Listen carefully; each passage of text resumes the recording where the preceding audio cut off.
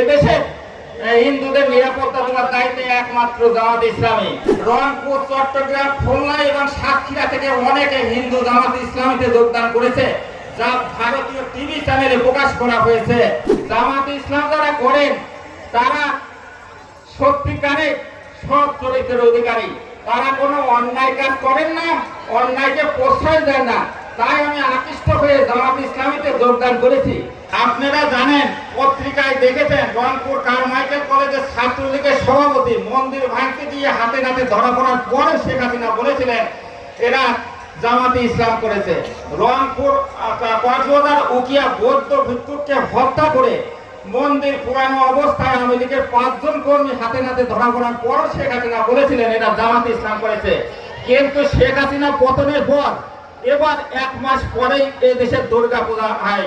সেই পূজার সমস্ত মন্দির পাহারা দিয়েছিলেন জামাত ইসলামের কর্মীরা।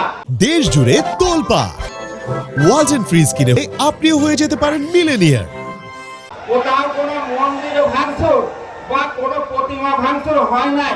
এমনকি হিন্দুরা দলে দলে মন্দিরে বিভিন্ন চলাফেরা করতে পেরেছেন, কোথাও কোনো অসুবিধা হয় নাই। এটাই প্রমাণিত হয় যে এদেশে হিন্দুদের নিরাপত্তা দেওয়ার দায়িত্বে একমাত্র জামাত ইসলামী। লোককে জামাত ইসলামীতে নেওয়া হবে। এই ঘোষণার সাথে সাথে রংপুর, চট্টগ্রাম, খুলনা এবং সাতক্ষীরা থেকে অনেকে হিন্দু জামাত ইসলামীতে যোগদান করেছে, যা ভারতীয় টিভি চ্যানেলে প্রকাশ করা হয়েছে।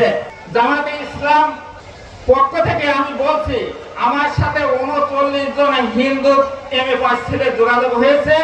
রাজবাড়ী জেলা আমির অ্যাডভোকেট নুরুল ইসলাম সাহেবের হাত ধরে সামনের মাসের 10 তারিখে তারা জামাত ইসলামীতে যোগদান করবে এবং এর সাথে একটা হিন্দু কমিটি গঠন হবে। সেই কমিটিতে ওই দিনে আত্মপ্রকাশ করবে। সেই কমিটির প্রধান হিসাবে আমি কমলেশ চন্দ্র দাস সভাপতির দায়িত্ব পালন করব এবং যিনি সাধারণ সম্পাদকের দায়িত্ব পালন করবেন তিনি প্রফেসর ডক্টর কৃষ্ণচন্দ্র রায়, জাহাঙ্গীরনগর বিশ্ববিদ্যালয়ের প্রফেসর। এই কমিটিতে 2 জন ব্যারিস্টারও আছেন। জামাত ইসলাম যারা করেন তারা সত্যিকারে সৎ চরিত্রের অধিকারী। তারা কোনো অন্যায় কাজ করেন না, অন্যায়কে প্রশ্রয় দেন না। তাই আমি আকৃষ্ট হয়ে জামাত ইসলামীতে যোগদান করেছি।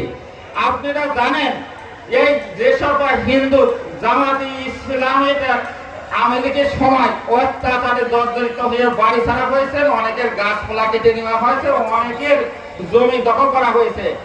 এমন অবস্থায় আপনারা জামাত ইসলামের পতাকা তলে আসেন, আপনাদের গাছ কাটার টাকা আদায় এবং জমি দখল আমরা ফিরিয়ে দিচ্ছি।